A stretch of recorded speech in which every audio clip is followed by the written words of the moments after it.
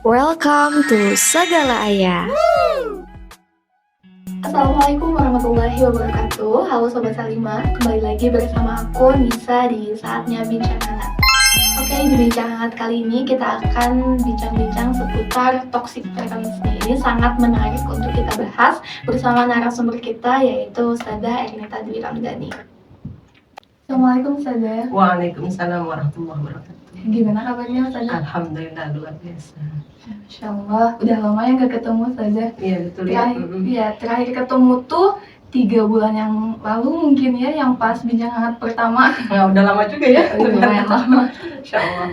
Ya. Oke, Ustazah. Nah, di bincang hangat kali ini kan kita akan berbicara mengenai hubungan antara orang tua dengan anak ya. Kalau melihat faktanya sekarang tidak sedikit kan ya hubungan antara orang tua dengan anak tuh yang tidak baik atau yang kurang baik. Terkadang sosok orang tua tuh dipandang sama anak tuh kayak cerewet, terus suka membatasi. Banyak juga kan orang tua yang terlalu membatasi anaknya, tidak memberikan kebebasan terhadap anaknya gitu. Jadi anaknya juga kadang lebih nyaman dengan temannya atau lebih memilih dengan medsos gitu, dengan HP gitu. Nah, sebetulnya apa yang menyebabkan kondisi tersebut terjadi gitu? Ya baik, sebelum saya jawab, saya sapa dulu ya Sobat Salimah. Bismillahirrahmanirrahim. Assalamualaikum warahmatullahi wabarakatuh. Alhamdulillahirabbil alamin wa bihi nasta'inu ala umuri dunya waddin. Asyhadu an la ilaha illallah wa asyhadu anna Muhammadan abduhu wa rasuluhu la nabiyya ba'da. Rabbi shrah li sadri wa yassir li amri wa hlul 'uqdatam min lisani yafqahu qawli. Allahumma rzuqna ilman nafi'a warzuqna fahman bi rahmatika ya arhamar rahimin. Alhamdulillah Sobat Salimah akhirnya bisa bertemu kembali ya di acara Bincang Hangat. Mudah-mudahan pertemuan kita kali ini membawa berkah untuk kita semua. Baik Kak Nisa, berkaitan dengan pertanyaan Kakak, ya ini akhir-akhir ini kita cukup sering ya mendengar berita-berita baik itu di media sosial, terus di media cetak, bahkan televisi, bagaimana ketidakharmonisan hubungan orang tua dan anak ini akhirnya berdampak kepada perilaku-perilaku yang menyimpang, ya, perilaku-perilaku buruk anak itu. Ini terjadi mungkin salah satunya mungkin kita bahas dulu dari sisi orang tua, gitu ya, karena memang orang tua telah diberikan tanggung jawab ya untuk mengurusi, mendidik anak-anaknya. Nah, dalam kekinian mungkin kita mengenal gitu ya, ada orang tua yang dianggap sebagai toksik bagi anaknya gitu ya. Jadi hubungan yang terjalin antara mereka itu adalah hubungan yang tidak baik, tidak harmonis gitu. Nah, toxic parent ini lahir dari pola asuh yang toksik juga gitu. Jadi toxic parenting itu apa sih? Itu mungkin secara umum pola asuh orang tua yang mengacu kepada tindakan ya yang mengakibatkan dampak buruk ya kepada anak, baik secara mental ataupun psikis gitu ya, mental ataupun fisik seperti itu. Jadi apa yang orang tua lakukan dalam pengasuhan itu dampaknya buruk, negatif kepada anak.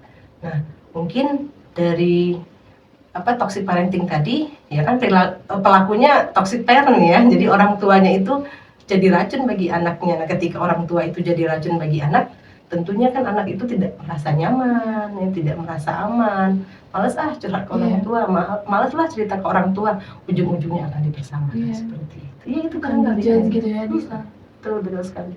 Ya, oke. Tadi Ustazah sempat meng-highlight ya kalau itu akan berdampak buruk bagi anak. Bisa dijelaskan lebih dalam lagi nggak Ustazah dampak dari toxic parents tadi terhadap hubungan antara orang tua dengan anak? Iya. Nah, baik toxic parent itu kan orang tuanya itu secara umum punya ciri-ciri ya. Jadi ciri-ciri orang tua yang toksik itu misalnya dia overprotective ya, sangat membatasi ya keinginan-keinginan anak atau aktivitas anak. Mungkin tujuannya baik, ingin menjaga anak gitu ya dari hal-hal yang buruk di luar sana, tapi perlu diingat gitu ya, anak itu tidak selamanya anak-anak kecil gitu. Bahkan kalau remaja dia perlu diberikan ruang untuk berdiskusi, ruang kebebasan selama tidak keluar dari koridor pemahaman Islam, syariat Islam ataupun norma-norma dan nilai gitu. Lalu ciri yang selanjutnya adalah orang tuanya itu high ekspektasi gitu, ekspektasinya tinggi. terkadang ada loh orang tua yang memang menyamakan anaknya dengan dirinya gitu ya. Kalau bapak bisa jadi ini, kamu harus lebih gitu ya. Kita harus pahami bahwa Allah memberikan kepada setiap manusia itu pribadi yang unik, pribadi yang berbeda, kadar kemampuan, kecerdasan dan sebagainya potensinya berbeda, sehingga orang tua ya tidak bolehlah gitu menyamakan anaknya dengan dirinya, bahkan mungkin berharap anaknya lebih baik daripada dirinya. Setiap orang akan berkembang berdasarkan kepada potensinya masing-masing tentunya, seperti itu. Nah, selanjutnya ada nih orang tua yang senang sekali melakukan tindakan menyakiti secara fisik ataupun non fisik dengan verbal gitu ya. Ini biasanya kalau anak salah, anak nggak sesuai dengan harapan, dipukul, ya, dicubit, dijewer gitu ya, dihukum secara fisik. Atau tadi verbal dengan kata-kata, ngata-ngatain anaknya, mohon maaf, bodoh gitu ya, anaknya gagal gitu. Jadi akhirnya kan secara tidak sadar perkataan orang tua itu apa ya, terekam ya kan, mungkin jadi doa juga ya gitu, yang sebenarnya mungkin anak itu tidak gagal, tapi karena memang orang tuanya terus mengatakan kamu itu gagal, ya jadilah dia anak yang gagal, seperti itu. Nah, ada juga orang tua yang kebalikan dari overprotective. Mereka itu adalah orang tua yang sangat cuek, tidak peduli ya kepada anaknya, mengabaikan benar. Jadi mungkin orang tua seperti ini orang tua yang malas ya, malas ngurusin anak ya kan, karena memang nggak mau ambil pusing, nggak mau ambil pusing, terserah kamu lah mau ngapain gitu kan. Sekalipun anak itu nggak senang diceramahin, nggak senang dinasehatin panjang kali lebar, tapi tetap loh orang tua punya tanggung jawab untuk membimbing ya, mendidik anak-anaknya. Nah, yang terakhir cirinya adalah orang tua yang strict ya, diktator gitu.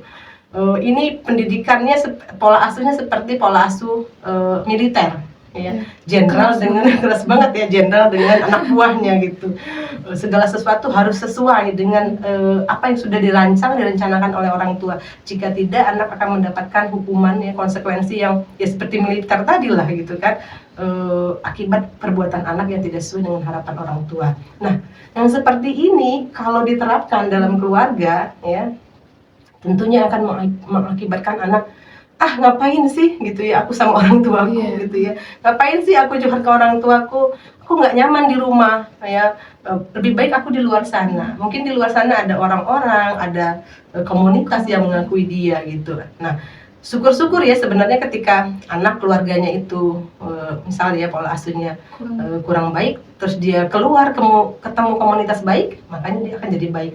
Tapi tidak sedikit loh di luar sana komunitas-komunitas atau pergaulan-pergaulan yang itu ternyata negatif ya kan. Nah, ketika anak bertemu dengan pergaulan yang negatif, maka dia akan berperilaku negatif juga kan, seperti itu. Nah, itu yang pertama. Yang kedua adalah kita juga sedih ya ketika mendengar berita-berita remaja itu terlibat obat-obatan terlarang, narkoba ya kan, seks bebas gitu kan. Itu akibat itu gitu ya, mencari pelarian lah atau mencari kenyamanan dari sesuatu yang ada di luar rumah, di luar selain orang tuanya.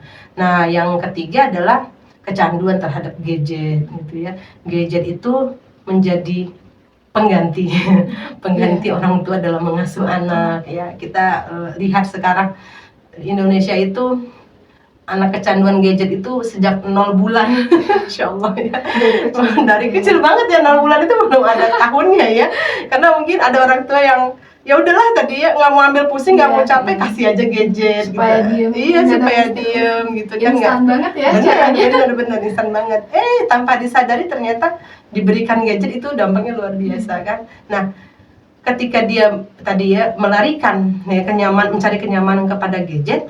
Nah, gadget ini apa sih isinya, Kanisa? Enggak sedikit hal-hal yang buruk. Iya betul ya.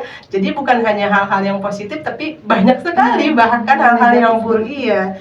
Apalagi mungkin anak gitu ya atau remaja, dia belum benar-benar dibekali dengan pemahaman yang baik gitu ya, pemahaman Islam, sehingga ketika dia mengakses gadget, dia nggak tahu mana yang benar, mana yang salah, mana yang halal, mana yang haram, semuanya dia buka. Nah, ketika dia buka semuanya muncullah hal-hal buruk gitu kan, yang itu berdampak kepada perilaku buruk si anak. Nah, itu paling Kanisa.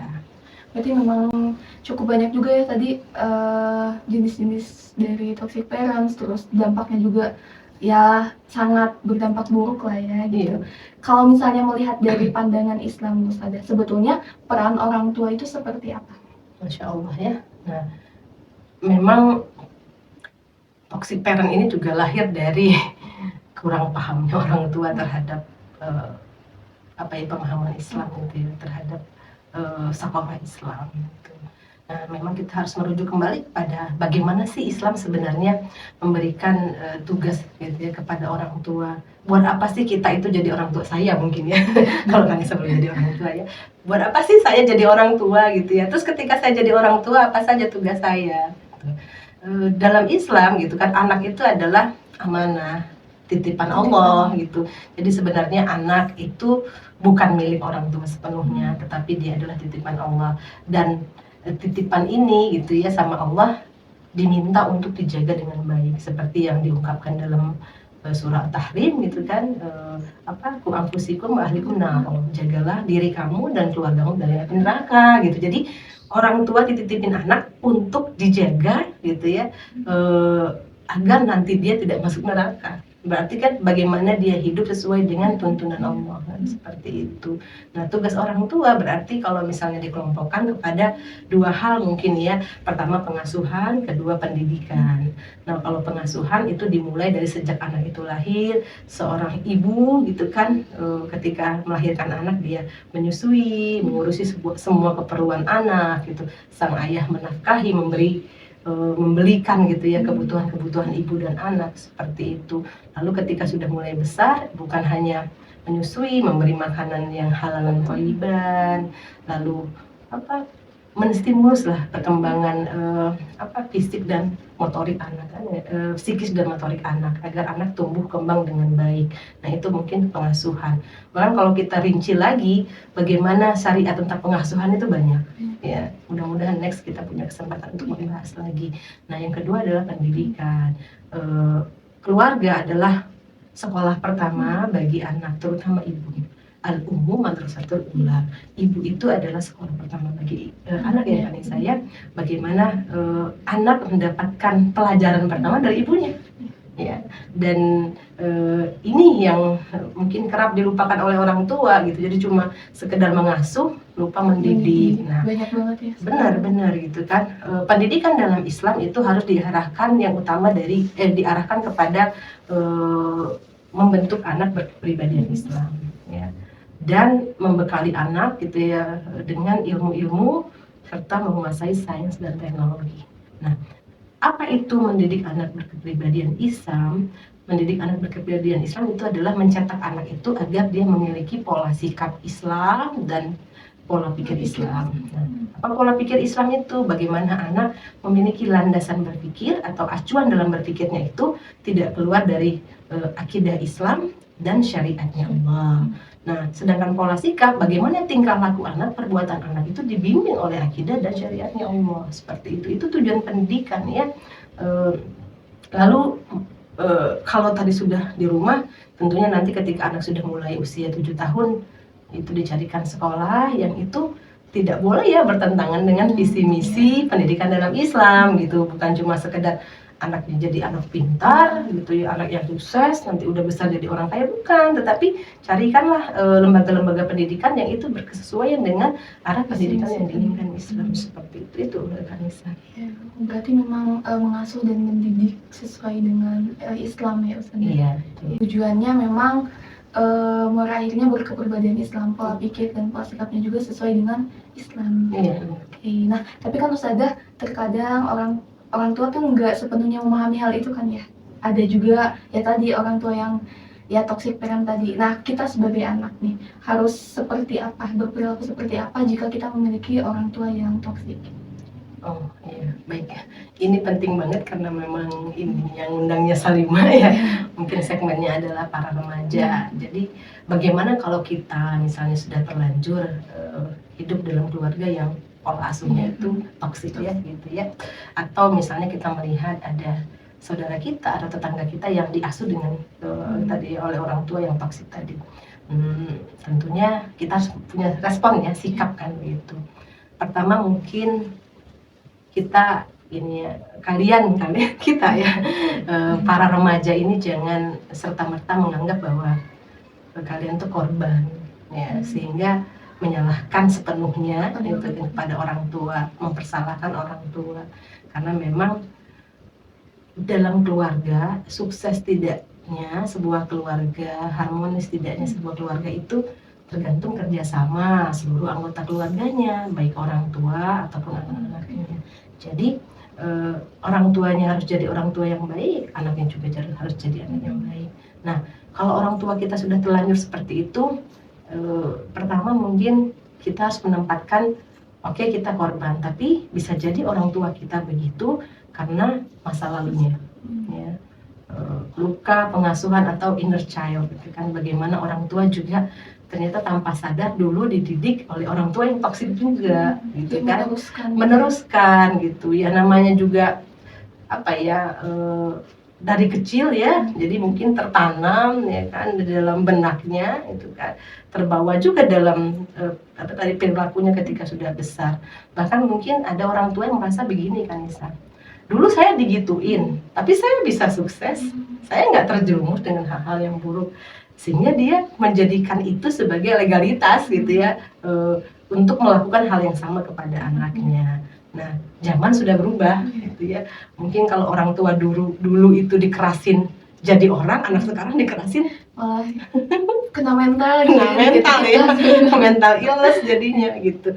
Nah, di sini memang orang tua tidak seharusnya mengasuh anak berdasarkan pengalamannya. Karena pengalaman itu bukan menjadi landasan ya, standar gitu. Karena apa gitu? Bisa jadi pengalaman dia dan pengalaman anaknya gitu kan, kondisi dia dengan kondisi anaknya berbeda gitu. Nah, orang tua yang sudah menjadi korban gitu, memiliki luka pengasuhan, tentunya ini harusnya anak punya rasa kasihan ya, mama saya, ayah saya begitu, mungkin ketika kecil diperlakukan seperti itu gitu kan, sehingga tanpa sadar melakukan hal seperti itu juga. Nah, kalau masih dalam apa ya, kewajaran ya, misalnya ada orang tua yang suka ngomel-ngomel, suka marah-marah, cerewet, kadang-kadang fisik mencubit kecil gitu ya, pukul sedikit, ya mungkin itu anak harus sabar ya, ngerti ya, udah ini orang tua aku mungkin dulu begitu. Tapi kalau misalnya perilaku orang tuanya sudah mengarah kepada sesuatu yang berbahaya, yang membahayakan anak, itu harus diarahkan kepada ahli ya, seperti itu. Nah, tadi anak menyadari juga bahwa jangan-jangan orang tua saya itu juga korban, gitu kan. Nah, terus saya gimana dong gitu? Kita itu ya tidak bisa memilih kita lahir dari orang tua seperti apa. Ya, semua orang kalau suruh milih pengennya punya orang tua yang hebat, orang tua yang pengasuhannya luar biasa, orang tua yang materinya tercukupi. Tetapi kan hidup ini memang Allah ciptakan penuh dengan ujian dan cobaan ya, Kanisa. Tidak terkecuali remaja. Jadi bukan cuma orang tua yang dapat ujian, para remaja juga dapat ujian, sehingga memang kita nggak bisa milih. Nah, ketika kita dapat jatah orang tua yang begitu, ya kita harus sabar. Ya. Bagaimana sikap seorang muslim menghadapi ujian? Dia harus sabar. Ya. Sabar itu dalam arti dia menerima, oh ini jatahnya aku, punya orang tua kayak gini. Nah, terus gimana setelah dia sabar?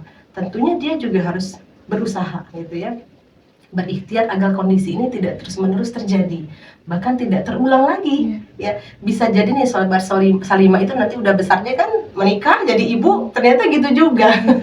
Sama aja dong ya gitu ya, dulu jadi korban, sekarang jadi pelaku. Ya Allah. Nah, ini kan harus diputus ya mata rantai seperti ini. Dengan cara apa? Dengan cara membekali ya diri para remaja ini dengan pemahaman Islam yang cukup gitu ya.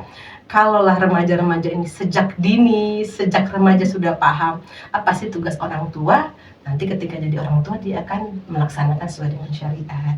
Nah, di samping memahami agama, selanjutnya adalah memahami ilmu parenting. Ilmu parenting itu jangan asal comot ya, yang lagi viral, yang lagi rame gitu ya. Ada FYP di TikTok gitu nah, ya. Itu ikutin ya, artis mana mendidik anaknya kita ikutin gitu ya. Siapa sih yang menjadi standar kita ketika kita mendidik anak, yaitu Rasulullah SAW gitu. Kita ittiba kepada Rasul dalam segala hal, termasuk dalam mendidik dan mengasuh anak kan gitu ya. Jadi parenting nabawiyah kan seperti itu. Rasulullah itu diturunkan Allah sebagai suri teladan kan seperti itu. Laqad kana lakum fi Rasulillahi uswatun hasanah. Nah, seperti itu. Jadi Rasulullah itu memang sebagai uswah kita, termasuk dalam ini mendidik anak kan gitu ya, ilmu parenting. Jadi nggak usah comot sana comot sini, belajar tuh bagaimana Nabi mendidik anak. Nah, ada tuh penjelasannya bagaimana Rasulullah SAW mencontohkan pendidikan anak dari 0 sampai 7, 7 sampai 14, 14 sampai usia 20 dan sebagainya ya, sampai dia sebelum dia menikah. Nah itu ada dalam Islam loh, lengkap semuanya. Ke situ aja kita belajarnya. Bahkan sekarang dimudahkan sekali ya, ketika ada Zoom ya, ada YouTube gitu kan, kita bisa kita bisa ikuti. Tapi yang terpenting sebenarnya untuk mendapatkan keberkahan ya kita ngaji langsung ke gurunya gitu kan bisa. Ya itu gitu ya, sikap kita harus seperti itu ya. Jadi jangan pasrah lalu jadi jadi pembenaran. Nih pembenaran. Tuh kan gua atau saya gitu ya. Kayak gitu tuh kayak gini kan orang tua gitu. Nah, seperti itu barangkali ya. Oke, jadi harus sabar juga ya, sabar menerima, terus selain itu juga ya mengkaji Islam, membekali diri, terus dengan termasuk ilmu-ilmu parenting juga, dan supaya tidak meneruskan juga ya ke ya nantinya. Iya, bahkan mungkin kalau bisa kita ngajak juga tuh orang tua kita kan untuk belajar agama gitu. Ayah gitu kan, ibu ini loh aku baru belajar begini, ternyata kewajiban seorang anak, ini loh kewajiban orang tua. Kan seru ya kalau orang tuanya sama anak sama-sama belajar gitu. Supaya ya sama-sama sadar juga gitu. Karena kan kadang anak juga kalau mau berbicara ke orang tuanya, mama harusnya kayak gini juga nggak enak ya, jadi mending sama-sama belajar. Betul ya, karena kalau dari lisan anak, orang tua gini, tahu apa kamu ya, sil. Insyaallah ya. Nah Ustazah, adakah solusi tuntasnya gitu untuk memperbaiki hubungan orang tua dengan anak? Solusi tuntas, harusnya ada ya. Nah, orang tua dan anak tadi sudah saya ungkapkan ya. Di luar orang tua dan anak kan ada ya faktor-faktor lain yang menyumbang ya terhadap pola asuh ini. Tuh, bagaimana memang di samping keluarga ada yang namanya masyarakat, ya, sosial dan sosial masyarakat. Bagaimana lingkungan itu sangat memberikan kontribusi besar ya kepada kita untuk membentuk perilaku kita. Banyak orang tua yang mungkin sejak dini, sejak kecil anaknya sudah dididik sedemikian rupa dengan pemahaman Islam, dengan pola asuh Islam, tetapi ketika dia keluar dari rumah ya, di usia remaja kan anak sudah sekolah, ya sudah punya teman, bahkan punya hobi dan sebagainya. Nah, ketika anak ketemu lingkungan yang tidak baik, yang kurang baik atau tidak baik tadi, tentu itu akan mempengaruhi. Gitu. Bahkan di usia remaja itu katanya sedang mencari jati diri ya. Nah, ketika di usia remaja dia dapat lingkungan yang tidak baik ya akan berpengaruh juga kepada sikap buruk anak. Nah, pentingnya kita memiliki kehidupan bermasyarakat yang baik, yang itu sesuai dengan Islam. Jadi bukan cuma keluarganya saja yang Islami, tetapi kondisi masyarakatnya juga Islami. Nah, kondisi masyarakat Islami ini sangat tergantung kepada bagaimana kondisi negara. Ya, tidak mungkinlah masyarakatnya Islami padahal negaranya tidak menerapkan hukum-hukum Allah, gitu ya. Ketika negara menerapkan hukum Allah, secara otomatis akan terbentuk ya masyarakat yang Islami. Masyarakat Islami itu begini kan Nisa, kalau dia melihat salah satu cirinya ya, ketika dia melihat kemungkaran, dia akan beranak nahi. Ya, mengingatkan seandainya ada anak yang menyimpang di luar sana, nggak akan acuh-acuh gitu, cuek gitu, tapi dia mengingatkan. Agar anak tadi menjauhi perilaku seperti itu. Sedangkan sekarang gitu nggak kehidupan kita. Individualis. Bahkan banyak juga anak yang belajar hal-hal negatif dari lingkungan ya. Gitu ya. Ya Allah. Nah, selanjutnya adalah negara. Negara ini adalah institusi tertinggi, bahkan terbesar ya, terkuat yang bisa menerapkan aturan ya agar masyarakatnya sesuai dengan aturan Allah. Gitu ya. Contoh saja, ambillah contoh gadget tadi. Kenapa bisa di smartphone kita itu hal-hal yang tidak smart? Harusnya smartphone itu isinya hal smart ya, gitu kan, hal-hal yang membuat kita jadi pintar, yang membuat kita lebih baik lagi seperti itu. Nah, ada sih memang lembaga namanya tadi Kominfo dan sebagainya, tetapi tidak mampu ya membendung konten-konten negatif yang itu hadir di HP kita. Nah, kalau negaranya bisa menerapkan aturan untuk melarang konten-konten negatif itu masuk ke HP kita, tentunya HP ini bukan jadi apa Kak Nisa, ya menjadi Dosa. iya benar, hal yang buruk gitu, terkesannya kan itu negatif banget buat anak gitu.